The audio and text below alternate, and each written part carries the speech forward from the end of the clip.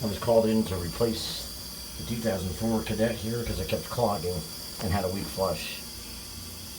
We took a 2003 American Standard Champion from the building that's going to be demolished and brought it over here to replace it. So here it is, all cleaned up and installed.